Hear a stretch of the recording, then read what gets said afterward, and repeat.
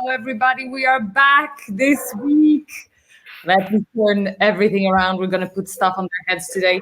Welcome to our second live, where we're going to be diving into another 2 principles of Agile. We're super excited to do this today, but we thought that it's going to be fun to actually talk about how our weeks went. So shall we do this? Dorien, Let's do this. Yes.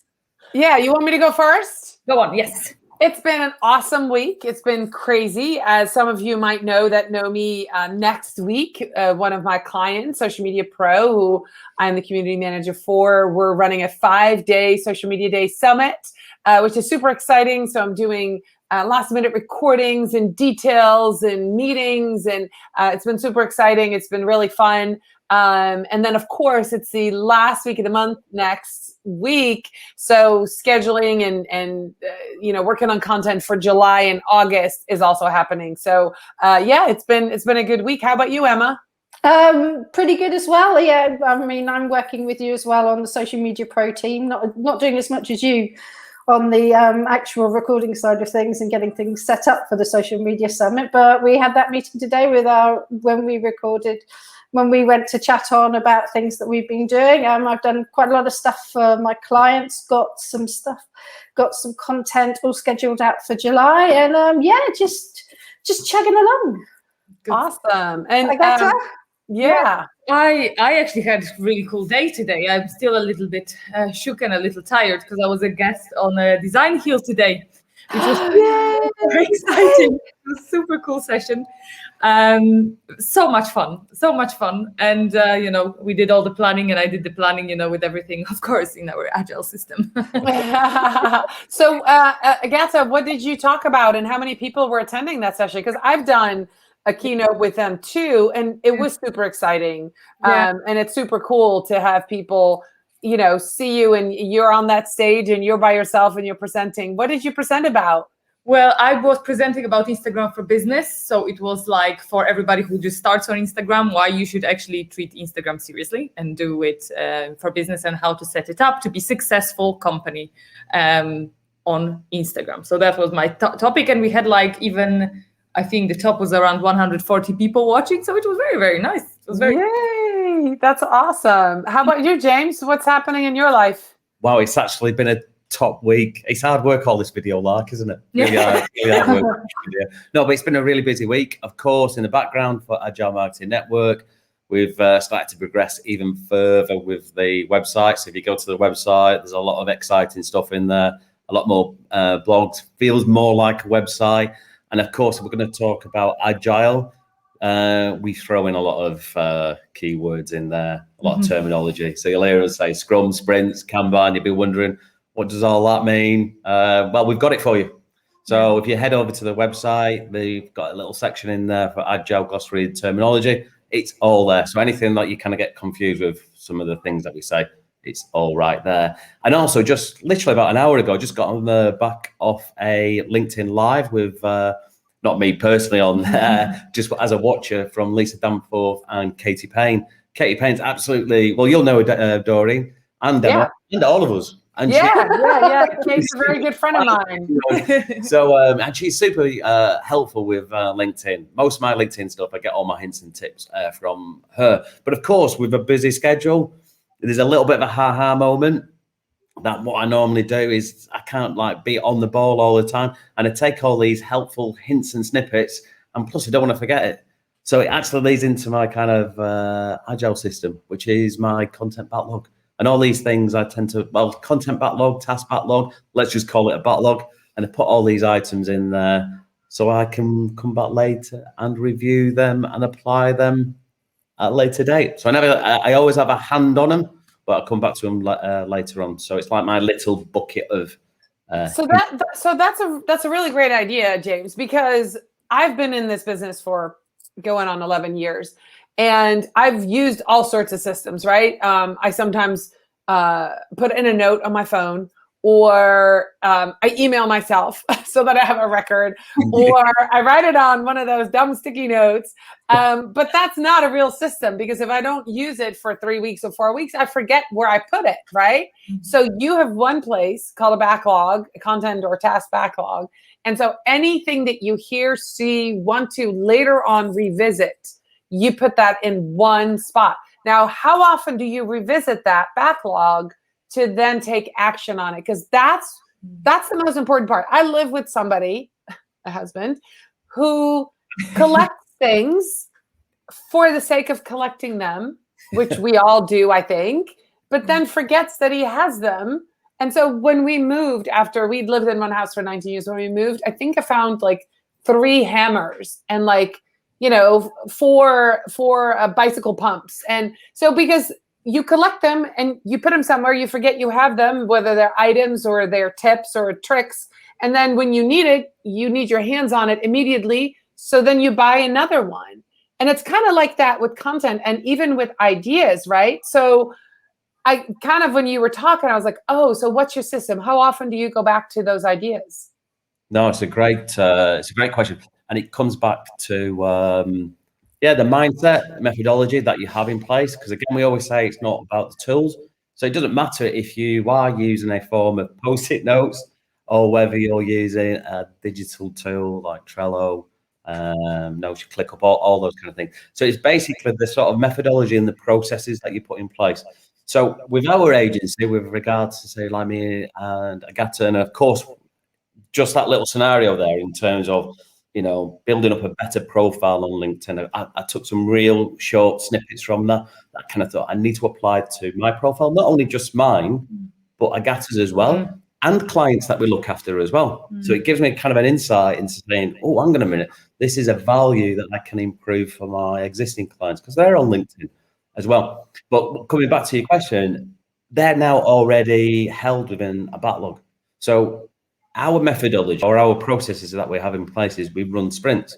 So if we run, how we fit this in is if we run a week or a 2-week sprint, we're solely concentrated on what we're taking out of the backlog and what's going to be the focus on for that week or 2-week sprint.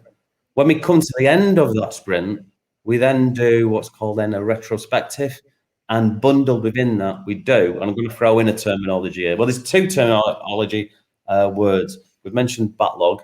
Well, I'm going to actually put in another one, which is backlog grooming. So as part of the backlog grooming, we'll go through that and refine what's going to go into the next sprint. So again, just to recap, we work on an active week or 2-week sprint. When it comes to an end, we do a retrospective.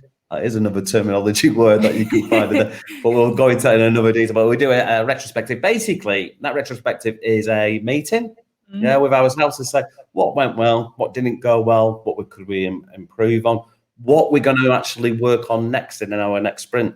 And that next sprint is where we go into the backlog and do some backlog grooming and say what we're going to work on, what's going to be active. So there's never anything lost in there. Obviously, there will be things that don't get accountable because we're working on things that are a priority at that time. So I have 2 questions for you on that. And this is for those who are watching, because I think this is important. So you have a 1 or 2 week sprint that you work on. And so that content or that work is really important. So what happens if something happens that comes at you? Say you listen to, because this is what happens to all of us. You just listen to Kate Payne. She said that, and you're like, oh my gosh, I need to do that. And I guess it's not a question, but this is what happens to all of us. We start, instead of putting it in the backlog, we start working on it, right? And we start like, oh, I need to go into my LinkedIn profile. I need to update it. Raise your virtual hand if you've done that before, right? Yeah. Like, oh my God, you're wasting time because now you're getting away from what you were supposed to finish. You're now doing that. You're distracted. You're not doing a really good job because you didn't do the research. You didn't prioritize it. So I think that's an important reminder of us, but we're so afraid and so conditioned that, we put it somewhere, then we're going to forget if you don't have a system in place. So I think it's important to get that system in place and then, prioritize. So when you look at your next sprint, you go through your backlog, James. I just want to get people to understand. And then you go in and say, these are the things that are most important, right? And then the question is there any room within your 1 or 2 week sprint to add something? Oh, that was my question to you a Mm. couple Oh, of was weeks it? ago. Was it? No, Yeah. no. I was like, I'm done with my stuff. Can I ask? And it's like, if you ask Scrum Master, you can. So this gets for at this stage of the show is kind of complicated. It's not complicated actually.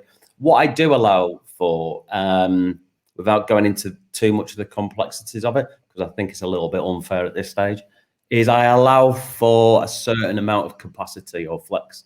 Mm.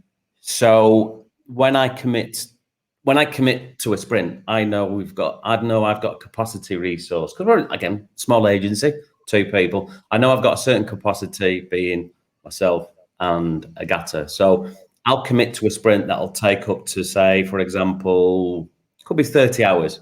So I know what I'm taking from a backlog in terms of the grooming and putting in backlog grooming and putting into an active sprint, that whatever goes into that sprint, roughly based on estimates, I know that there's around about a 30 hour a piece. So 60 hours, shall we say. Okay. But I know I've got some flexibility if something urgent happens. Right. So if something does appear to happen, it's a case of I've got movement in there. I've got some flexibility in there. And if it doesn't, then you can add more stuff as well. Yeah. Yeah. So or you could just take Friday off, right? Yeah, exactly. That never happened. Come on, guys. Can I tell you? All right, let's dive into the Agile principles, right? So let me just go to the document so we can get started on discussing these. Because if you're watching this and if you're new to Agile marketing, new to Agile, kind of like some of us are on the team, and James is the one who's been using it from his background in software engineering. I was certified last year, and I'm a practitioner at this point, but I'm also still learning. So everything that we do in Agile is grounded in these 12 principles. So last week we talked about principle 1 and 2, which is that the first one is about customer satisfaction, right? It's really important. Our highest priority is to satisfy the customer through early and continuous delivery of valuable content. That was principle number 1. The next one is we welcome changing requirements even late in the development of content, because the Agile process harnesses change for the customer's competitive advantage. So it's really important that we're being Agile, right? We're able to move things if we need to, even late into a content development process. If a client comes at us or a team member says, I know we went red, but we really need to go pink. Or I know we said, a video that's going to be 5 minutes long about this topic, but I really think we need to consider doing that and that. You have to welcome those changing requirements even later in the process. So principle 3 is, I'm going to just read it to you, and then I'm going to just kind of put it in terms of marketing. The third one is deliver working content frequently, right? It says working software, but it deliver content frequently from a couple of weeks to a couple of months, with a preference to the shorter time scale. So here's what that comes in with marketing, right? So sometimes we're so eager to use those templates. And I've been there, I've done this. I develop a template for a client. Say this is a client who speaks, has written a book, and she has tons of quotes. And I'm like, okay, I'm going to have these 5 templates. I'm going to push out 50 quotes. It's going to be awesome. And then I make that content, and then 4 months down the line, I'm still using those same templates, and I'm realizing that the content isn't doing as well. And what's happened is there was either saturation, that people think that they're the same even though they have different quotes on them because they look too similar, or maybe really it was the wrong color, or maybe it just wasn't working. But I've now jumped in with 50 of these that I've created, and I want to use them somewhere. So instead of doing that, really Agile principle number 3 says, deliver that content frequently within a couple of weeks to a couple of months, but with a shorter time scale being the preference, because that way you can adjust. And this is what James talked about earlier with those iterations, right? So you might have a logo on one, and you're realizing it isn't doing that well. Then you test one, take the logo off. and you do a couple more, or then you maybe change the color, or you have to be able to change that, and that's one of the principles. How do you guys apply that, James and Agata? I completely agree, and I think that for me, actually, now thinking of how I work again, more agile than I thought, is because I like to have content maybe 3 weeks ahead at the tops, and that's on purpose. So every week when I start the week, I'm going to create for clients another week of content. So it's always 3 weeks ahead. But I start my Mondays, with checking what worked, what didn't work. And then I can apply it. So even if it's not going to be, tomorrow, right? The post is not going to change tomorrow. It will change in a week or 2 weeks. Or if it's something, the whole point of Agile is as well, if there's something, we talked about it in a previous live, something that comes up, like all of a sudden, our client is being invited to take part in, I don't know, speak somewhere or whatever it is, and you really want to highlight it, you still have that wiggle room and that time to do that. And it's not like in other systems you couldn't do it, but it's much easier to do in Agile within, maybe the tool that you're using, or overall how you move within Agile. It's made for it. It's not like, oh my God, I have to now change the whole Google sheet and copy paste. And that oh my God, that's that mindset. Yeah. This happened. This is the mindset. This happens in different teams that I'm on, where people are worried about, how can we get this done quickly? How can we do this quickly? Maybe all of a sudden last year, I remember this happening is Prime Day was Amazon Prime Day, which just happened this week, was pushed along. It was supposed to be in July or June and July, and then it got pushed, and it ended up being in October. But when we found out it was going to happen, we literally had like 3 days to go. And it was like, oh my gosh, what are we going to do? We're like, no, we already planned for it. We already knew it was coming. But you have to be able to, instead of saying, oh no, what are we going to do? You have to say, yes, we can. And that's a mindset, right? So I think that's an important distinction there when you create that content, that you have to be willing to do that. You have to be, with a smile on your face, say, yes, we can. Not all the time, right? Because you do want to have the process set up, like you said, 2 to 3 weeks ahead of time.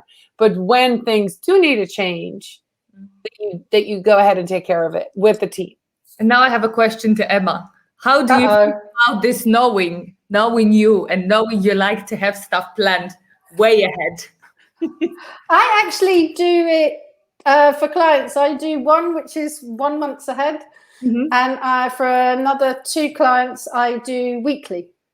And I'm actually finding I'm enjoying creating content weekly rather than monthly, because I feel I'm getting more of a handle and more of an understanding of the business. And like you say, it changes week to week, and I get less stressed if a client comes back and says, can we move that post to another week because I've got something coming up, rather than if I have a month's worth of content planned out and then I have to move it, then I start getting a little bit fidgety.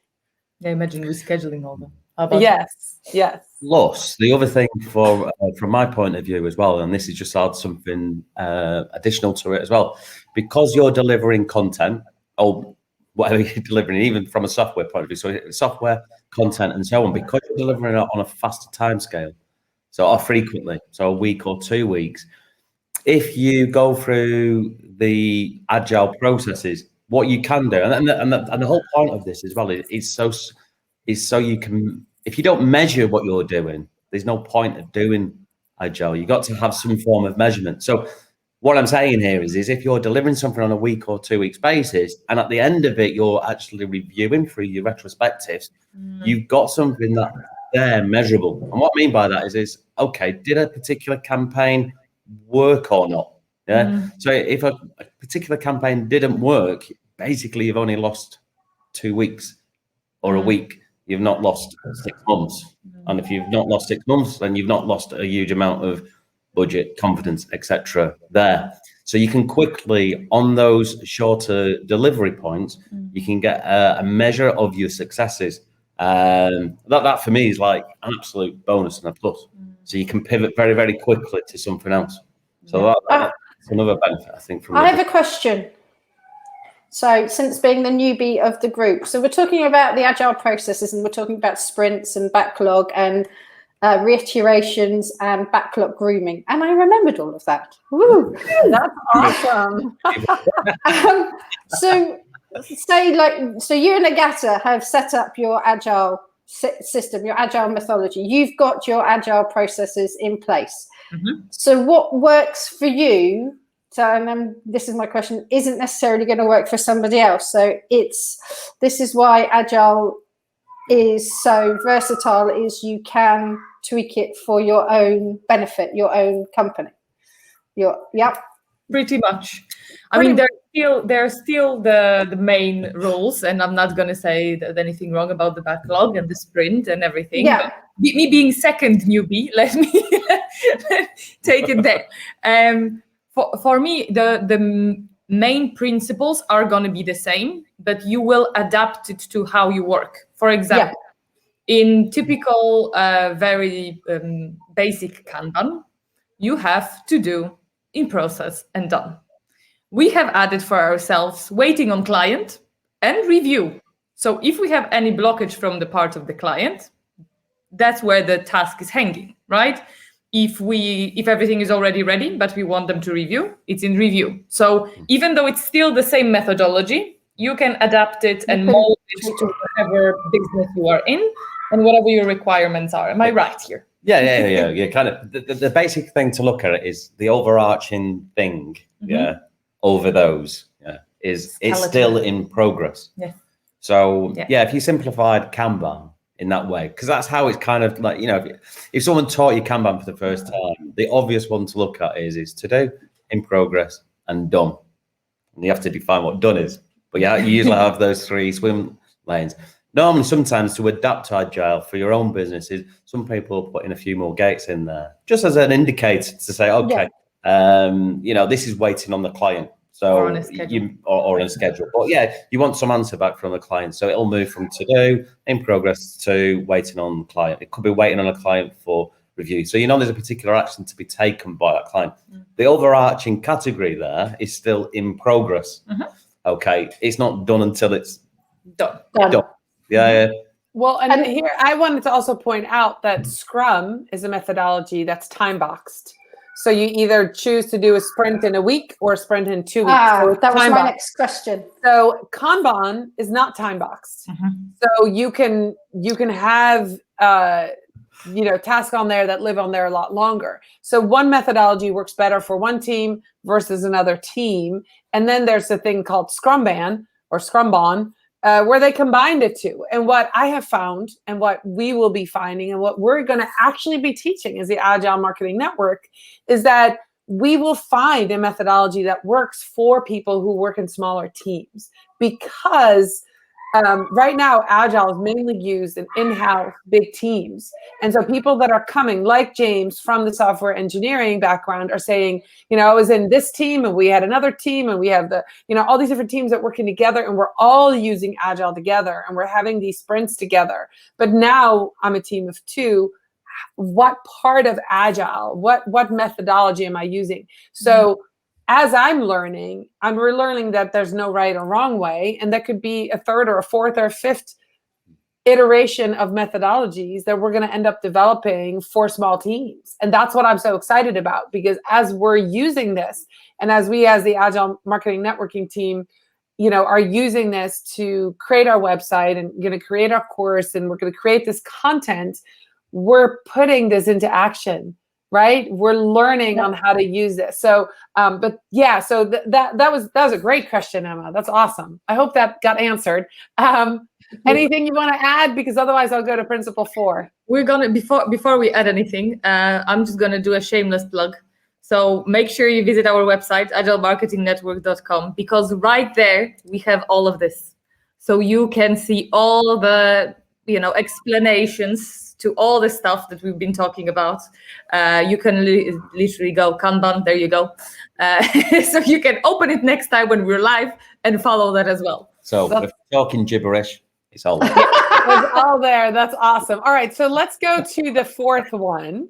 The fourth principle. There's 12. It says business people and developers must work together daily throughout the project. So if you put this in marketing terms, is the clients and the content creators must work together daily throughout the process. So that's, I think, a really important thing. Now, I'm not suggesting that you have a daily meeting with your client. But you have to remember every day what the client wants. And maybe you do a weekly. In marketing, we might do a weekly meeting with the client. But when I first started out, I would have a monthly meeting with the client. And I was not agile, right? So I would ask them what was going on.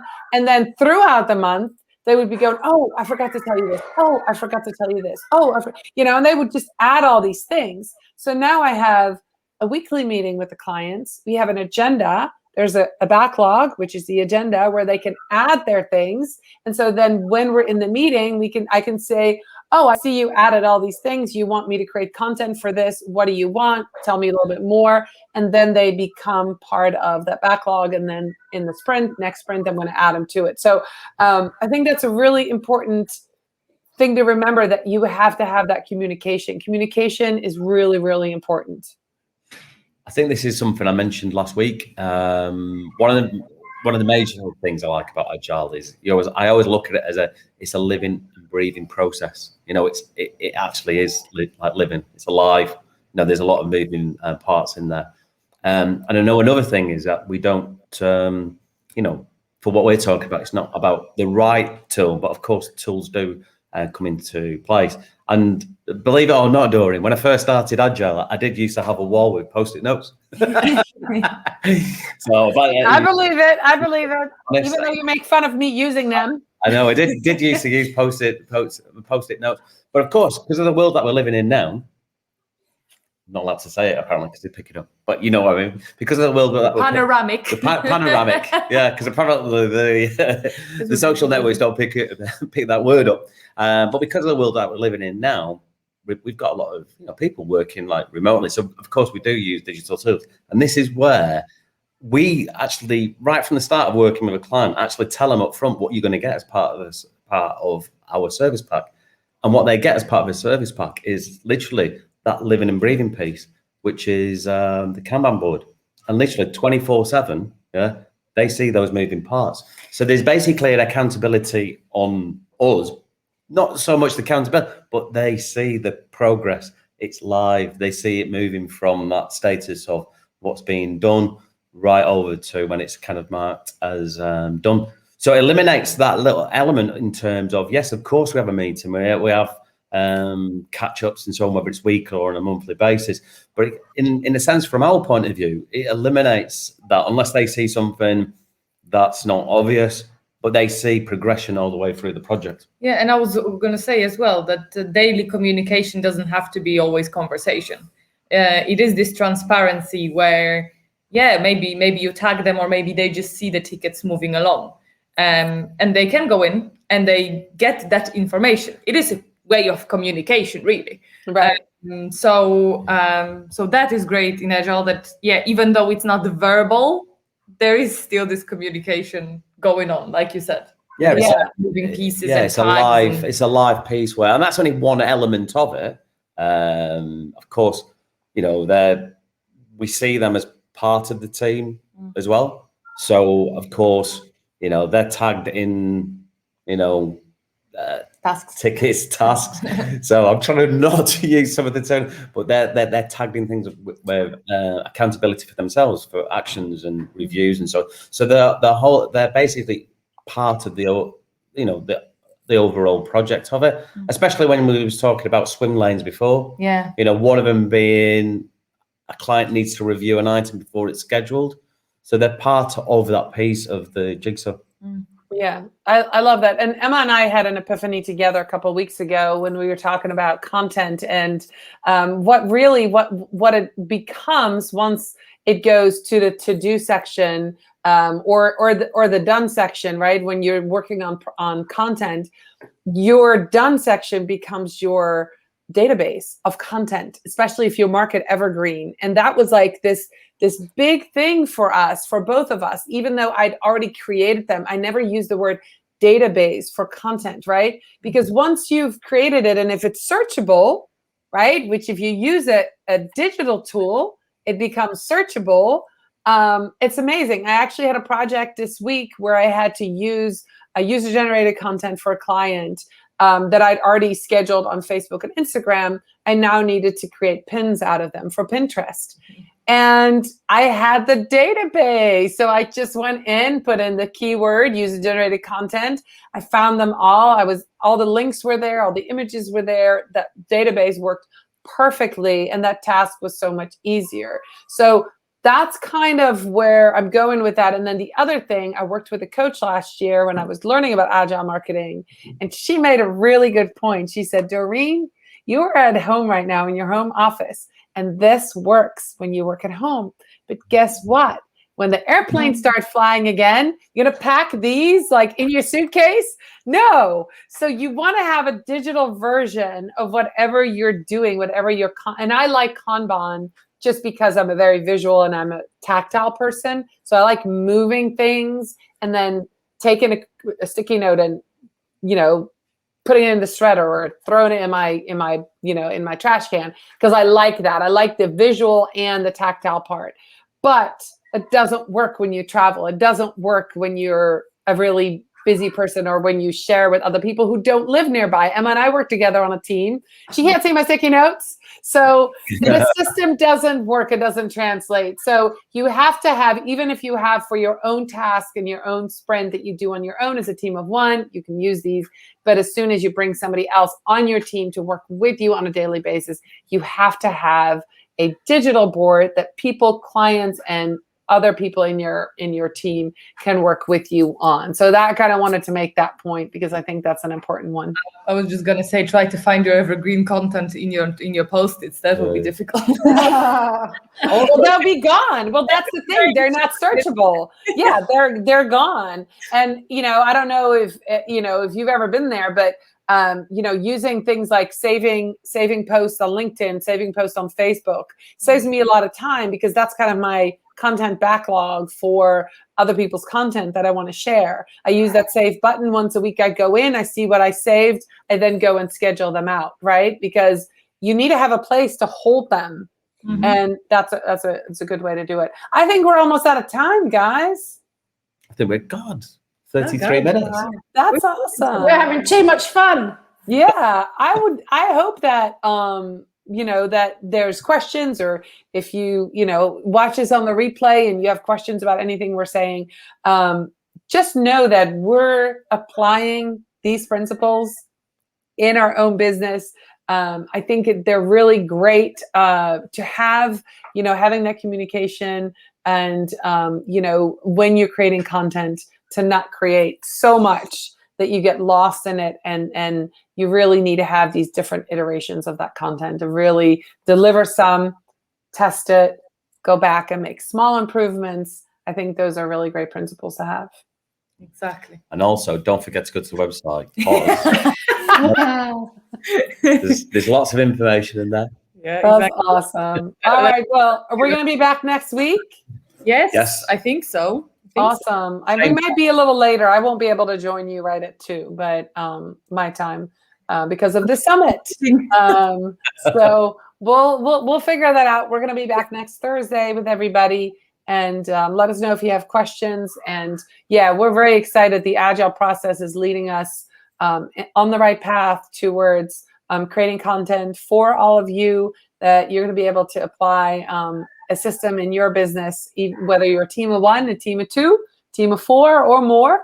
And we're very excited to be teaching all of these things to you.